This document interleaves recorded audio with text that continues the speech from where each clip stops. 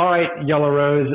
Clark here from the Situation Room, aka my dining room, and I guess we're here with the episode two of the unofficial Yellow Rose podcast. I mean, we had Dara on, and we talked a lot about some good stuff as far as productivity, the rule of two, all that fun stuff. And I guess we're just rolling right through with the Yellow Rose podcast. And we have a very special guest this time, one of my close friends. His name is Tye Arnett, and he's actually from the future. And by the future, I mean the Gold Coast of Australia. Tye, how are you doing tonight on this side of the pond, but I guess in the morning over where you are? How's everything going this morning? I'm good, man. I'm good. I'm coming from the future. The robots haven't taken over yet. Everything Okay, good. is as it was yesterday, so no spoilers. Life is good in the future, man. Okay. Was genuinely concerned, but less concerned now. But yeah, I want to let you tell everyone your story real quick. I'm going to tell everyone my story with you real quick. I used to work with Tye in a company called Vive Group, formerly known as the Affiliate Solution, formerly known as another name that I'll let him tell you. And we used to help make gym owners provide better products. We used to help make gyms better for people. We went to Iceland with Tye. We went to Mexico City with Tye. We did all sorts of other stuff. He's been influential in the setup and the continued excellence with Yellow Rose. So without Tye, I honestly believe that Yellow Rose wouldn't have happened. So Tye, first of all, thank you. And secondly, who are you? Give us the 5-minute story of who the hell Tye Arnett is. Who am I? Oh, we start the podcast with such a deep existential question. Who are you? Okay, who am I? So the short version, I dropped out of school at 16 to teach martial arts full time. Traditional education just never really made a whole bunch of sense to me. As soon as I was 18, the day after I turned 18, actually, I was legally old enough to own a business. So that was the only thing that made sense to me. And since then, from a professional point of view, I've identified exclusively as a business owner and a teacher. That's no matter what area of interest I'm in, that's what I'll do. I'll own a business in it and I'll teach people about it. That's what I'm kind of passionate about. So opened up martial arts schools, the first one went terribly, bombed hard, but dusted myself off, learned a few lessons, not as many as I should have, and opened up another one and then another one and another one and eventually kind of almost got my shit together, at least on paper. Things were going well. This is a long time ago now. This is, I don't know, 15, 16 years ago, something like that.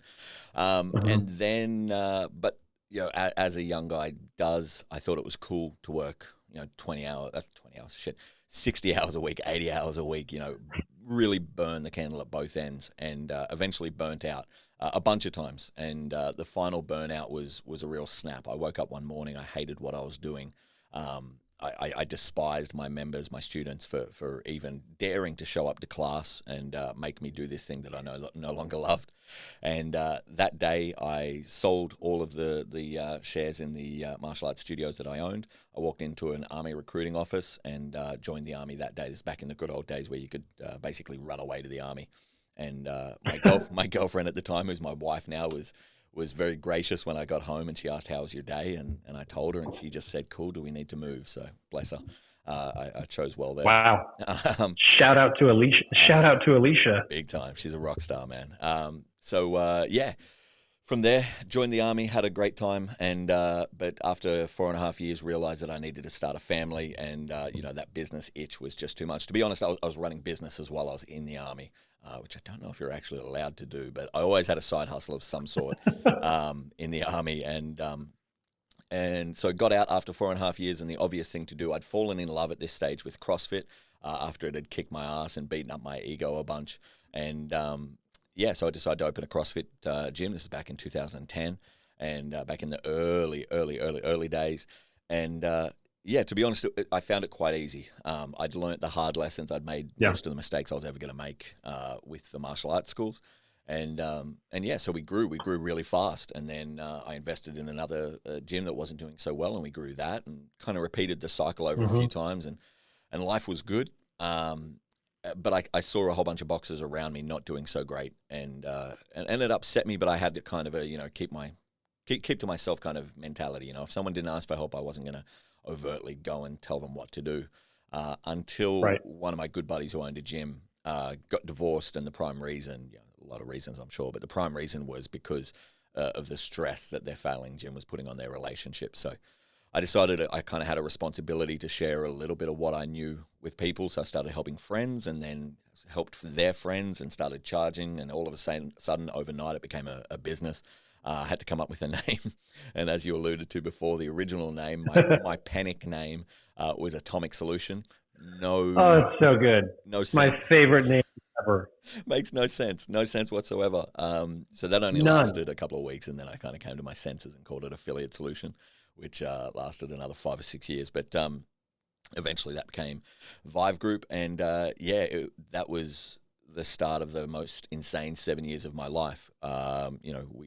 I traveled to 56 countries, helped 1,600 boxers face to face.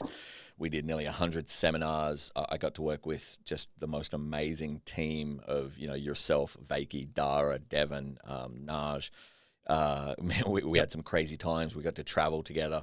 And most importantly, as you said, we had a really measurable impact globally on how CrossFit boxes were run and how CrossFit box owners got to live their lives. And so that was insane. Yeah, man. I mean, just the other day, I got an email from someone from Sweden who came to our Netherlands seminar asking some gym advice. So, I mean, it's really cool to see the, sort of global impact you have helped create as far as, raising the member experience, making sure that people are truly delivering members a premium experience and going above and beyond, other than just opening up the doors and hoping that people will come. I mean, coming down to things like, systematizing classes and making sure that the open and close procedure is the same, so that way members get the same experience no matter what, if they're at the 5 a.m. class or the 6:30 p.m. class.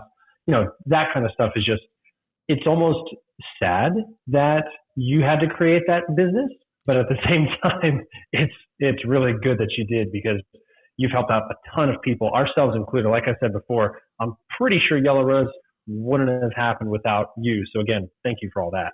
Yeah, my pleasure, man. Yeah, I said from day one, as soon as I really wanted to work myself out of existence. I wanted to not be necessary anymore. I wanted the problems that I was fixing, because they weren't complex problems. I'm not a genius.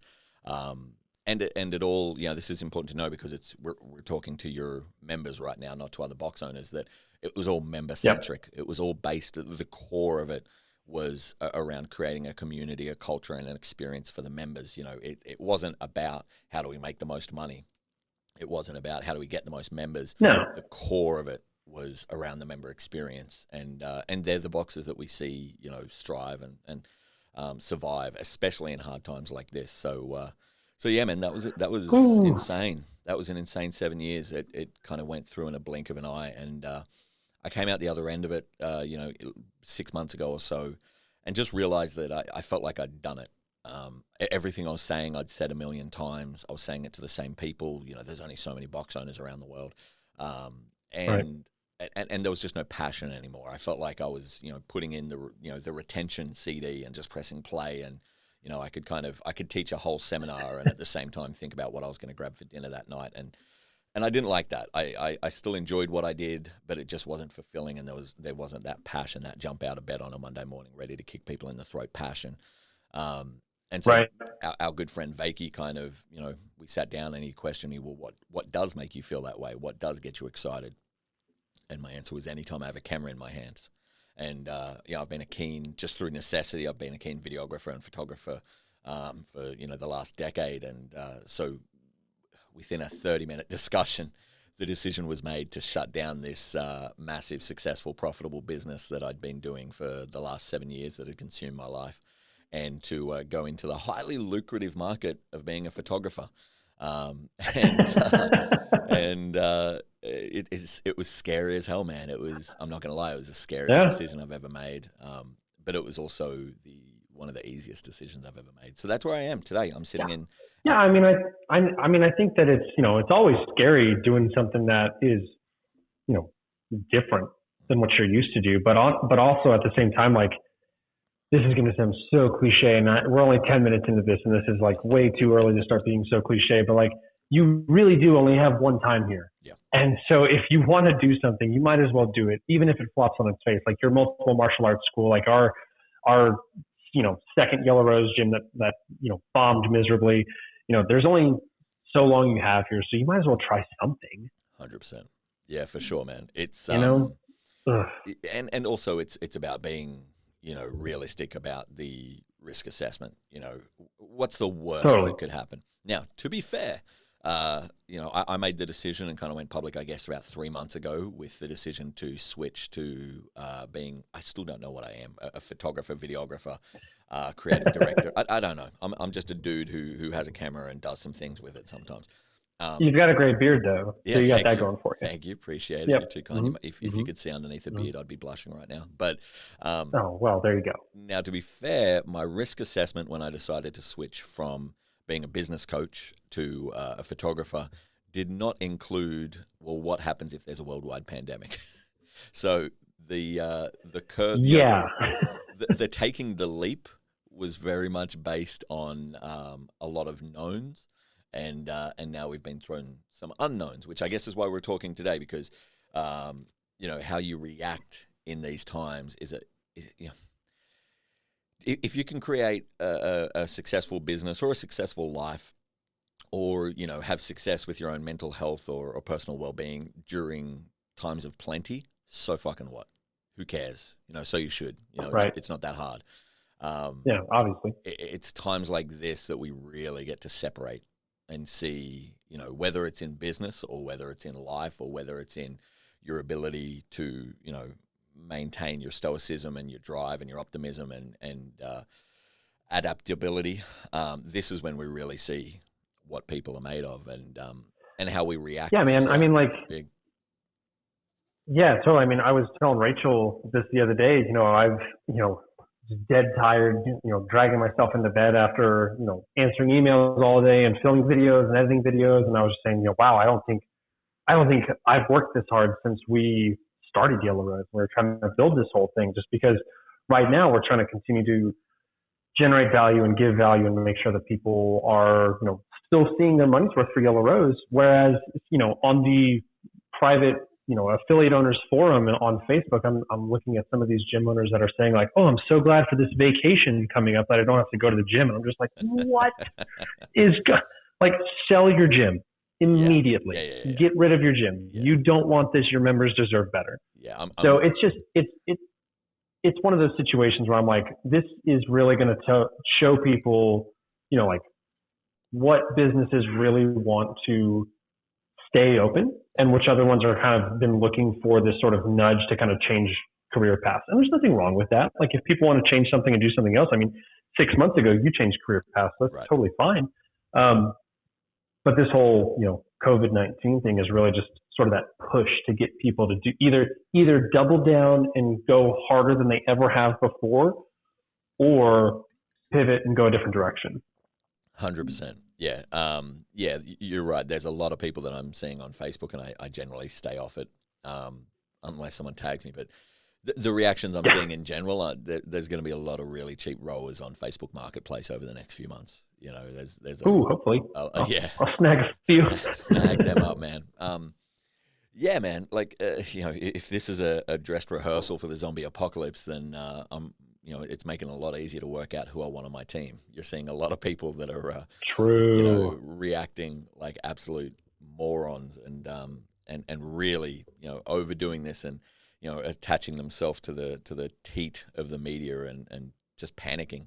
And then you're seeing other people, and I try as best as I can to be in this camp who are accepting what they can't change, analyzing what they can change, working out where they can pivot, and adapting and overcoming. And yeah, that's I guess the message. If I have any message, I try and stay light on the wisdom. But the billionaires are created during recession times and depression times. Yes, it will be hard, but there's a certain vein of people, and it's absolutely something you can choose to be, who see this, who accept it, who understand that there's certain limitations, and those certain limitations might be as large as the market itself, or it might be as small as restrictions. I know America as a country is on lockdown, but every state is different. Australia, just this morning, has announced a lot stricter lockdowns. We're about we're one step away from not being allowed to leave our houses. At this point, we're allowed to only be 2 people congregated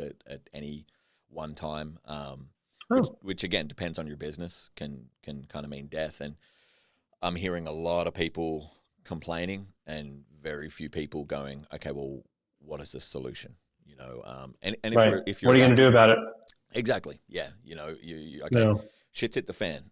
Doesn't matter whether you own a gym or whether you own a real estate or a company, or you're a lawyer, or whatever you do. Okay, you might be lucky. You might be in that very, very thin vein of people who are actually going to do well off this. I've got quite a few friends who are accountants who are absolutely loving this time right now because crushing it. They're crushing it, man. Yeah, because the stimulus package that our country is offering is damn socialist countries. How dare they? They basically require. Well, this isn't that kind of show. This isn't that kind of show. Shit, sorry. This isn't that kind of show. We went down the wrong road. All right, bring it back. We went too far. Reel it back in.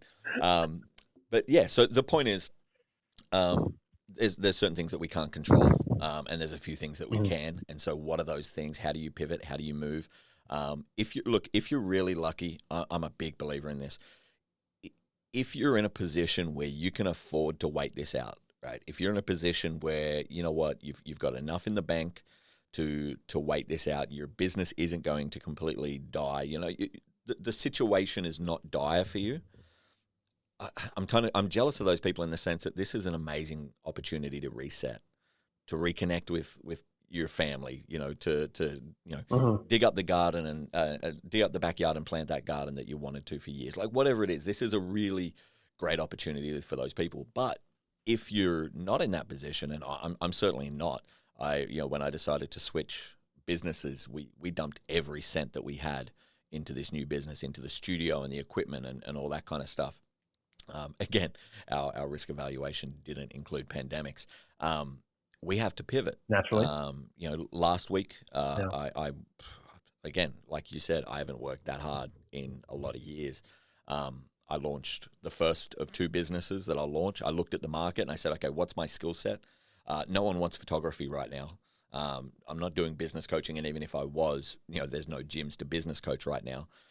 So what are my other skill sets, and where do they match the needs of the market right now? And one of the big needs of the market that I'm hearing from all sorts of business owners, whether it's CrossFit gyms or anyone, is that their face-to-face business has dropped. That they can no longer do business in the same medium that they've always done it.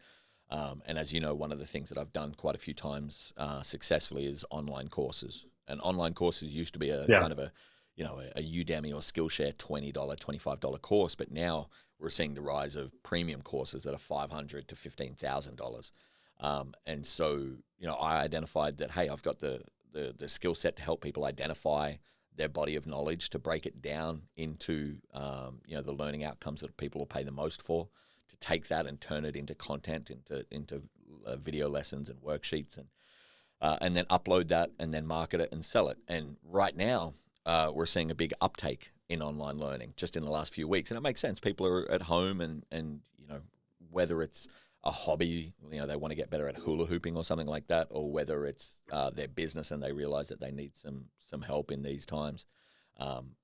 People are all in, people are really wanting to. So for me, that was my pivot. When should we expect the Tye Arnett School of Hula Hooping online course to drop? It's funny. I don't pull the hula hooping out of nowhere. There's actually, here on the Gold Coast, is the premier hula hooping instructor in the world, and she makes this is just kind of an observation, but she makes well over $1 million a year off her online hula hooping. Well, there you courses. go. So, and that's kind of my point is, if there's a lady who can make over $1 million a year off her online hula hooping courses, and by the way, she takes a single subject like hula hooping, and instead of just knowledge dumping into one course, she probably got 20, 30 courses now. Right. If she can do that, then what's our excuse? Whatever it is. Yeah, and I guess, keep going. Whatever it is that you do, you have a body of knowledge. You are an expert. A lot of us, we're a touch too humble when it comes to this. You have information that other people want, right? If you don't, then you need to go out and buy courses and develop a body of knowledge. But most of us, we're an expert, at least to some degree, in some area of our lives. That might not be your business, right? You might be stacking shelves at Walmart, right? And you're sitting there going, Tye, I can't do a course on that. And you go, okay, cool. But you also have a hobby that is woodworking or knitting or painting or who knows what, right? Like, I don't know. I'm running out of hobbies here. I'm not great at hobbies myself. But you have an area of Photography. expertise. Yeah, photography. Yeah, sure. You have a body of knowledge that other people want.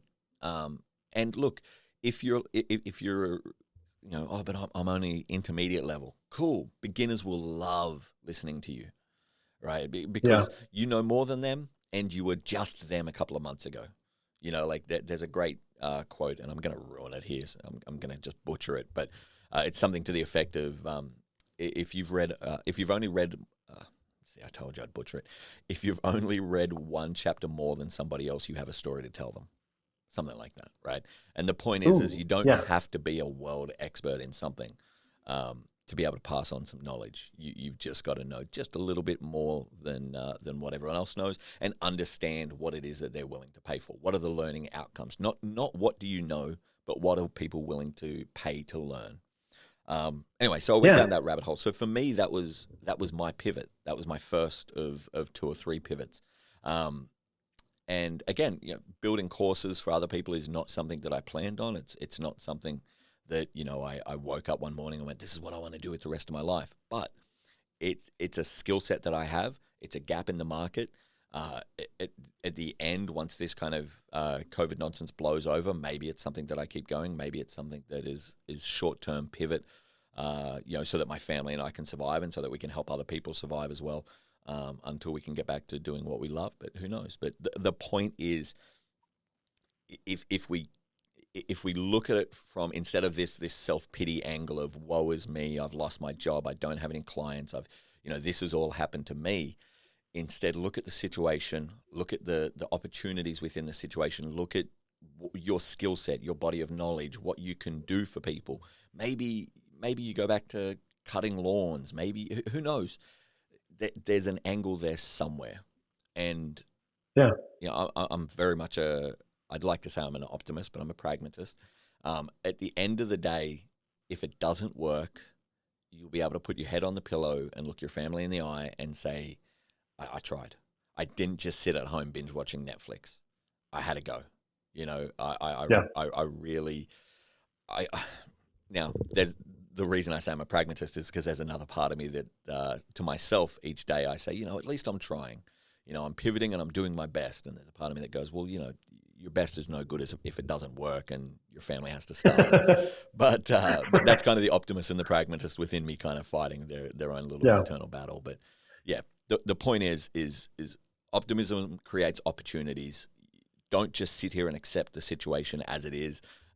Definitely don't rely on others, whether it's charity handouts, government handouts, whatever it is. Look, the way I see those things is if those things happen, they'll soften the blow.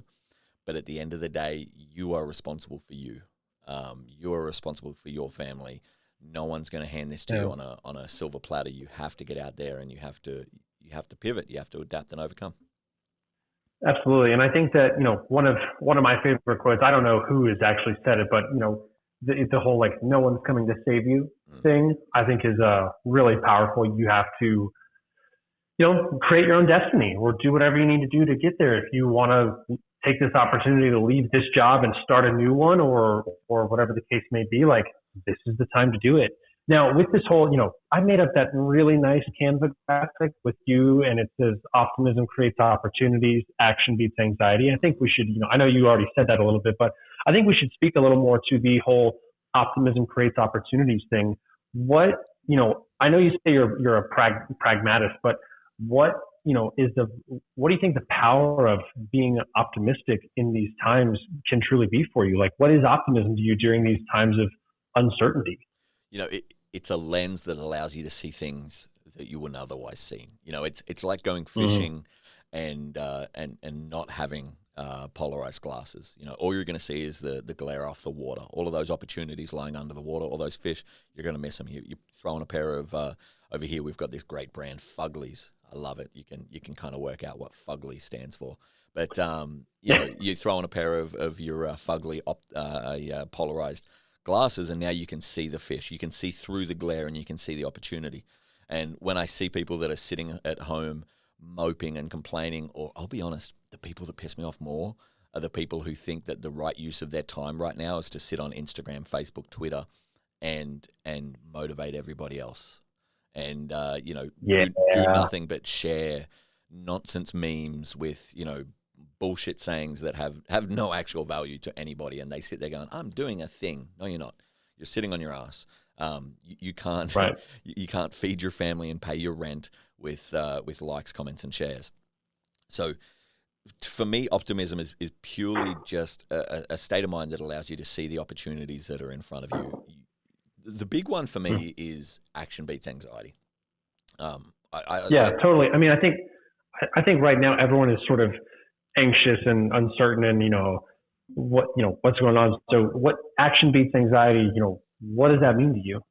So, for me, I suffer really badly from anxiety. I've over the last year has been some of the worst that I've ever had, and something that I wasn't keen to talk about until I started to realize that it's something that everybody kind of deals with to some level. So, as soon as I stop and I get in that pit and I start thinking and analyzing and overanalyzing and reanalyzing and you start going around in that circle in your head, that kind of impending doom whirlwind, nothing comes from that. The only breakaway. I'm very familiar. I'm very familiar with that impending doom. yeah. That sickening feeling that you used to get when your mum would call out at the top of a voice and use your middle name and you knew that you were really in shit. It's that same feeling in the pit of your stomach. And the only breakout for that is action. And for me, the pivot for me didn't just happen. Any pivot, when anything has happened, and definitely the current situation is by far the most drastic, but any time I went a new direction, it was the first step wasn't the right one. It was when I decided to stop business coaching. My initial kind of get out of Vive Group step or offering or pivot or whatever was to do photos and videos for gyms, and that was my action. My anxiety was I don't love what I'm doing anymore. My action was, well, okay, I'm going to take photos and videos for my existing clientele for the CrossFit community, and I only did that for a month and realized that I really didn't enjoy that. There was still too much traveling involved. I was away from my family all the time. The return on investment wasn't there. Unfortunately, what gym owners are willing to pay versus the value and the time required to create that content just wasn't, the balance wasn't where I wanted it to be. But that action led to the next step, which kind of led to the next step, which led to the next step. It was, so the problem I think a lot of the time is when people go, okay, Tye, cool, you're saying take action, but what action? It doesn't matter. Any action. Whatever comes to your mind, I don't care how dumb the idea is, do that. Explore it. Go down that rabbit hole. And that rabbit hole might lead you to another idea, and take action on that idea. And then that might lead you to something else. And it might take a couple of days, a week, a month, who knows, years, who knows, to work it out. But eventually that first step, that first piece of action is going to lead you to some sort of discovery, to some sort of, and that's what's led me to, creating courses wasn't really on the radar at any point for me, but the taking the action of, okay, well, what are my skill sets? What do people want? What are the gaps in the market? Because, the first few days when I saw this whole COVID-19 shit going down from an economic point of view, there was a ton of anxiety, but thankfully, I was broke. Thankfully, like I said, I dumped every cent that we had into this new photography business. And by the way, at the same time, only about 2 months ago, my wife started her photography business as well. So we went, hey, let's both go all in on a very low return on investment type of Totally. business. Why not? What's the worst that could Yeah, happen? what's the worst going to happen? A pandemic? As if. And so, No chance that happens. yeah, I know, right? So, you know, it sucked, but, you know, if we had 6 months of savings, then I'll be honest, I would have just stayed at home. Yeah, like I said, if you're in that position, stay at home, you know, spend time with your family, 100%. This is the opportunity, you know, to reconnect, you know, to realize what's actually important. But we didn't have that opportunity. We were broke as shit. We Yeah. needed to make money. And I could sit there and complain and worry and go through every single what if scenario, or I could take action. And it took a couple of days before I landed on the pivots that I decided to kind of move on. And look, you know, over the next few weeks as I action those pivots, as I activate those businesses, I'm sure there'll be a lot more pivoting. You know, there's a reason I'm not just launching one new business. I'm launching multiple new businesses as well as variations of the photography business that I offer now, because I have no idea what's going to stick. So that's what action beats anxiety to me means. It's you know, you can sit there, you can get stuck in that rut, or it's the same as, you know, sitting at home feeling like shit, not, you know, I just want to sit and watch TV. I don't know what to watch. You know, we just get in those little kind of gray pits sometimes. Get off the couch and go for a walk. Go to the beach. You know, talk to call a friend or family member. Like, it's the same thing as that. You know, it's you know, sitting around mulling this stuff over, and sure as shit, watching the news is just going to kind of get you deeper into that. Take some action. And, you know, again, I'm not a life coach, so I'll stick to what I know. From a business point of view, that means, you know, start something, open something, do something, find a gap in the market and fill that need. It's kind of like what Dara said last week. You know, I think a lot of people are waiting for some sort of motivation to do something, whether that's in their fitness or their business or their relationships or anything. They're waiting to feel motivated enough to actually do something. And if you're waiting for motivation, it's never going to get there. Yeah. You know, like, your action precedes your motivation. And as soon as you start doing something, that's whenever you get motivated to keep it going. Yeah. I mean, I've had quite a few people re-sign up with Yellow Rose or with personal training, because right now they're like, you know what? Now's a perfect time to get like seriously serious about my fitness, since I have a little bit more free time. And, you know, I'm not going to be motivated after this. Right. It's time to get going. Yeah. And as soon as they get going, even whenever things get back to normal, they're going to continue that. And I just think that it's so cool to see people beat that sort of anxiety with action. 100%. And it's, you know, it really is the best way to go about things. I think it's so cool. 100%, man. And look, you hit the nail on the head. You can't wait for the motivation, because this isn't theoretical. It's practical, right? When you take action, it's not a button that you press, right? You don't go, oh, I have this skill set, and this skill set could be a new opportunity or a new business or a new job. I'll flick that button on and it'll happen. This shit takes time. No. You know, it might take you weeks to build, right? And again, I'm going to try and do my best to stick to, you know, what I know, which is business. Like I said, I'm not a life coach. So if you decide, okay, this is my opportunity to build a business, but I just don't have the motivation right now. Well, guess what? Or the motivation might be need, right? The motivation might be, well, we've still got money in the bank. You know, things are okay now. Okay, well, but if it's going to take you 2 weeks, a month, 2 months to build this new business, this new job, this new opportunity, where are you going to be then? Are you going to wait until the motivation is, you know, oh shit, we've only got $17 in the bank account, and then execute on the action? Like, we know where this is going, right? Or we at least know where it can go, right? You know, with any luck, you know, we're wrong. The timelines are you know, over the top, and, you know, this shit'll all pass in the next month, but it might not. This might be 2020 for us, you know. So what are you going to do? Are you going to wait till it gets bad, or are you going to get off your ass and take action now? So the motivation thing, motivation is it's a nonsense concept, in the sense that it's just an emotion, right? There's something that supersedes that, which is need, right? What do you need? And not right now, but what will you need? If this situation keeps going, Right. what are you going to need to do? Man, I would love to be doing nothing but taking portrait photos of beautiful people and making YouTube videos right now. But there's a need. I don't have the motivation to pivot to different business opportunities, but I sure as shit have the need to. And so that's one of the big things is when I see people, I've talked to a few business owners who are like, oh, things aren't so bad just yet. We'll see how it plays out. I'm like, assume it's going to play out terribly.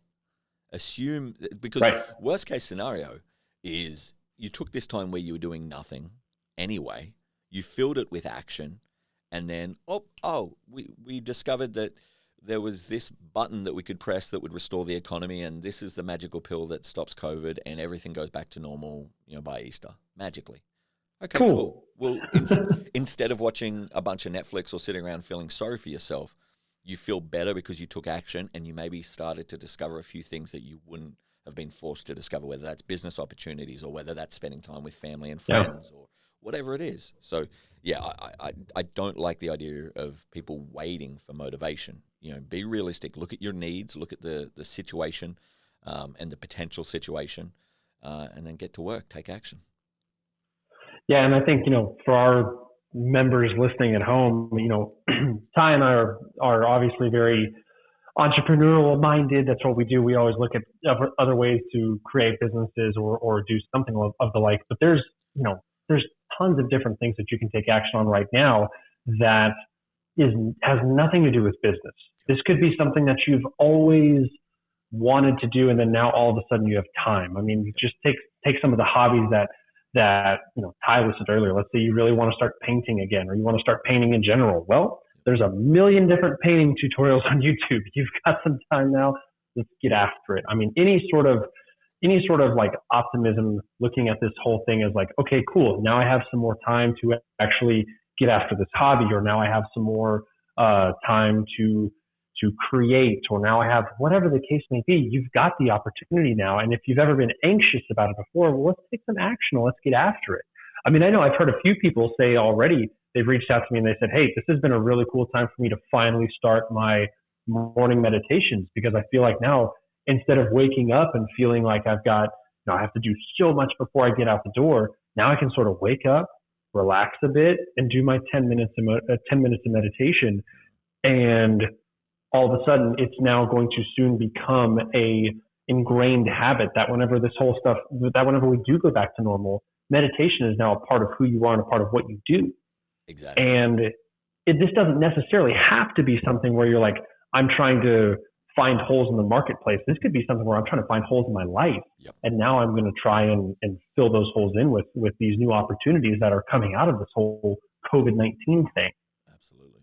And, I think and again, I'm not going to speculate on timelines of how long this is going to last. That's way outside my pay grade. But I think we can agree that it's long enough to develop habits. I've heard people experts talking about what this is going to do from a mental and a behavioral point of view to everyone who lives through it. Are we going to create a world full of, maybe not germaphobes, we're not going to go full Howie Mandel on it, but are we going to be a little bit less likely to high five and shake hands and wash our hands? There's going to be long lasting effects of this, because this isn't going to last for a week. It's going to last long enough. And, I can't remember what the studies are of how long, how many hours, how many repetitions it takes to create a habit, but we're definitely in that zone now. So and I think, and one thing that Rachel said the other day that I thought was really, really insightful was, she said, this isn't only an opportunity or a time to foster really, really great habits, like all the things that you really, really want to do, but this is also an opportunity to audit yourself to make sure that you aren't fostering bad habits either. Yes. So if you've been really, if you've looked back at your previous weeks and be like, I spend a lot of time doing X and that's a waste of time. Well, make sure you don't do more of that right now. Like, let's start doing more positive habits.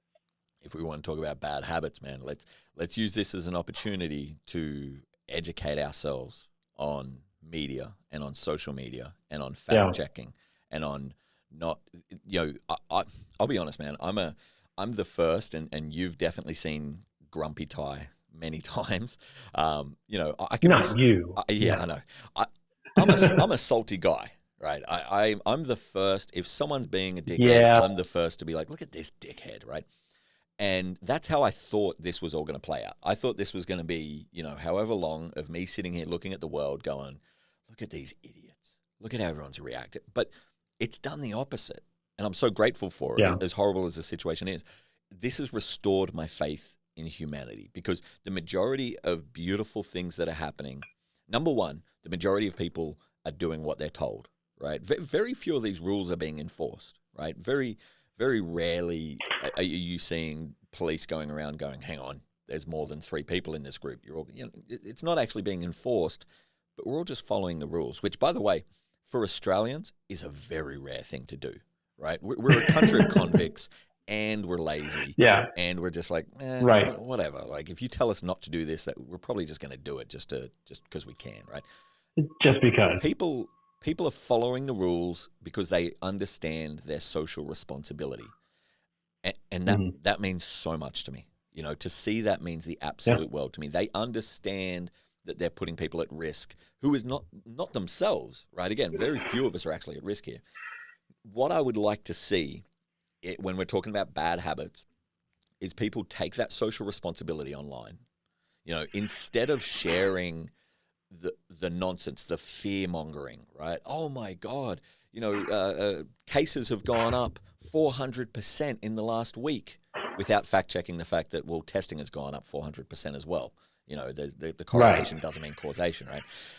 I would love to see, in terms of bad habits, I would love to see people not just getting off social media, but being more responsible with information, being more responsible with their own knowledge and how they share that knowledge, with being more responsible with their word and what their word means to people. Because there's a lot of people, again, I'm taking a very close look at the people in my world who I interact with, and how they react to this is a big deal for me. If I'm seeing people who are, running around like headless chickens, then I'm going, okay. And I use the example of, I'm keeping an eye on who I'm going to build my zombie apocalypse team on. But that's just the extreme version of I'm taking audit of what kind of people I want in my life, because Totally. extreme situations bring out the true nature of people. So, if I see somebody who is the first one to be punching on in the middle of the aisles of Walmart for toilet paper, it's probably not someone I need in my life. If I see someone who's online, and posting 47 times a day and it's all fear mongering, it's probably not someone I want in my life. So when it comes to bad habits, I think, yeah, you're right. There's a lot of health and behavioral bad habits that we can get rid of in the real world. But I'd love to see people kind of taking stock, because our social media usage is going through the roof now, because a lot of us don't have anything else to do. I'd love to see people also taking stock of their bad habits online and maybe educating themselves a little bit. Yeah, maybe using this as an opportunity to be a little bit more optimistic with your social media usage, and being more actionable as far as taking care of those potential goals and those potential problems. So yeah, I completely agree with you, man. This is all just one great big exercise in how can we be better. Yeah. And I think that this entire next month, 2 months, however long this stuff lasts, is a really, really awesome opportunity for everyone to sort of, take an audit of their life, take an audit about what they're doing, and strive to make the change. 100%. Because there's no better time than right now. Because as soon as we get back to normal, we're going to be back to our normal excuses of no time, no energy, no money, no whatever. Man. But right now, you've got time, we're rested, we've got energy. So let's be a little bit more optimistic and see these opportunities. And if you do have any sort of anxiety with what's going on, let's take some action and let's beat it. Yeah. Oh man, if you think these are crazy times, wait till we start to recover. Like, wait till people start going to work.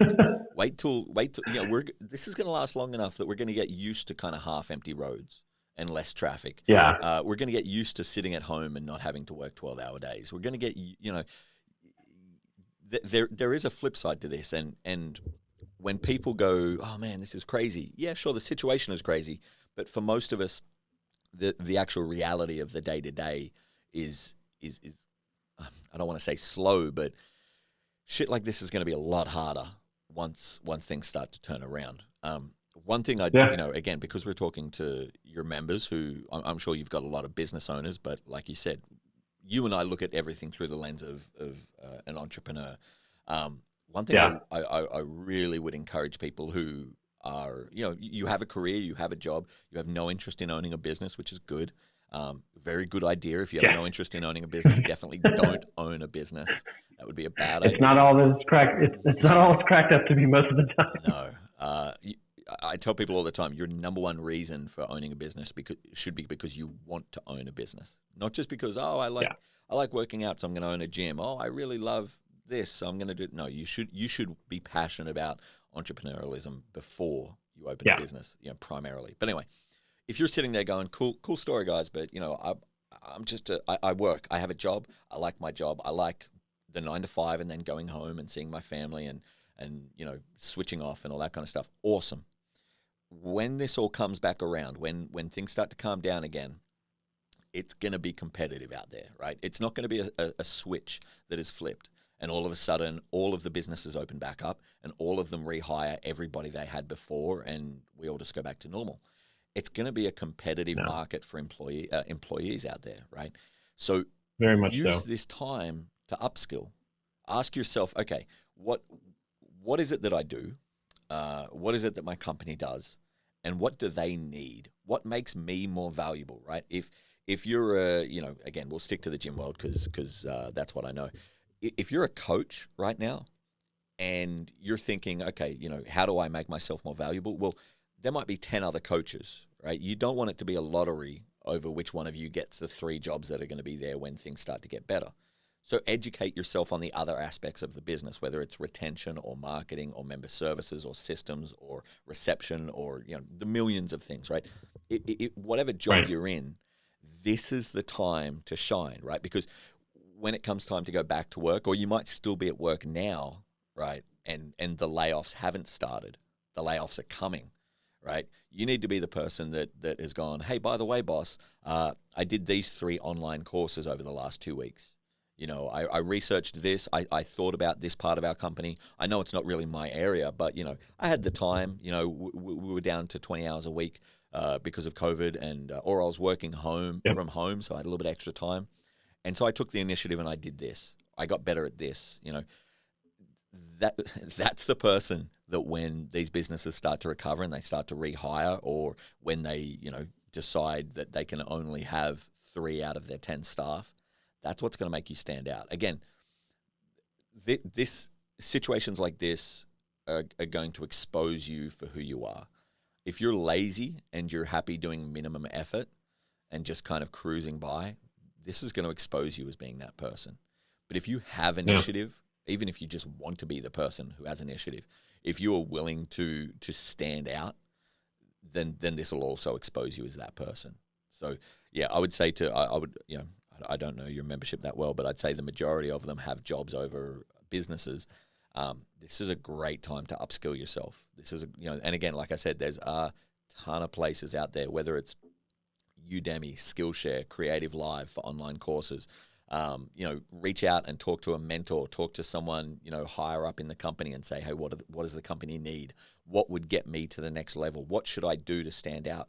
Reach out and talk to, if you've got the time, the senior management probably have the time as well, right? If you want to go crazy, have a beer, have a barbecue if you're allowed to, if you can have gatherings of more than 2 people with 6 feet. With the boss and create that relationship and say, look, I know this is hard on you. I still want to be around when this is all done. Take the initiative.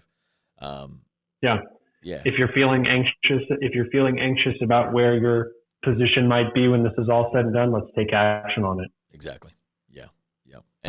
Well, man, I think that's a great. Well, wait. Do you have one more thing to say? Yeah. I thought I'd leave the least popular thing that I have to say till the end. Oh, perfect. And it's not a popular opinion, and there are absolutely exceptions. But in a first world country, which is like you and I both live in, Um, Mm. Things are generally fairly fair.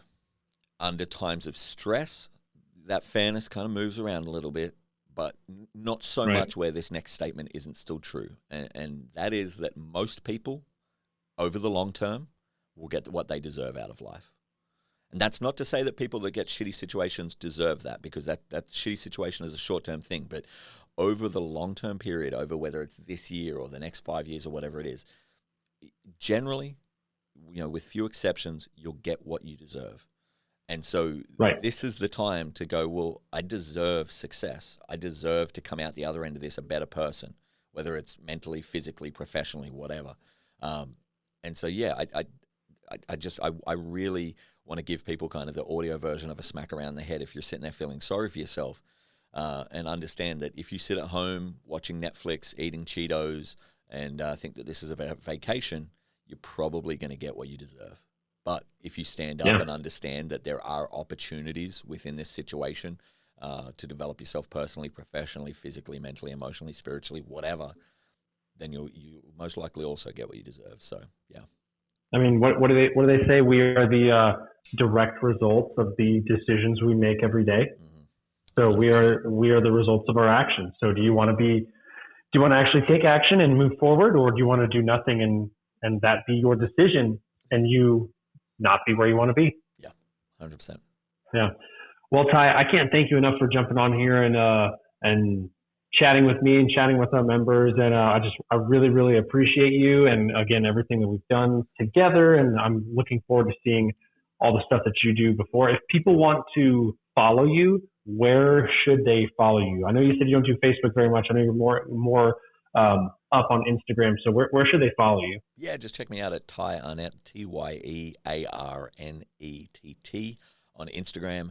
Nice. Yeah, pretty much everything I do there. It's mostly photos, and thankfully not photos of me. So yeah, if anyone wants to, Well, if anyone wants to reach out, by the way, please feel free to reach out. Whether it's through Facebook, you can find me, same name on Facebook, or through Instagram or wherever. I again, at the core of who I am, I'm a teacher. I want to help people. And so if anyone is, hey, something I said resonated, but you want to kind of explore it a little bit more, I'm always happy to help. Awesome, Tye. Appreciate you, brother. And thank you so much for taking this time to chat with me and chat with us. And you stay safe over there and keep doing amazing stuff. Likewise, man. Love to you and Rachel. Thank you so much. All right, everyone. That is episode 2 of the unofficial Yellow Rose podcast. And we'll see y'all online for the time being, and we'll keep these going for you. Enjoy your evening.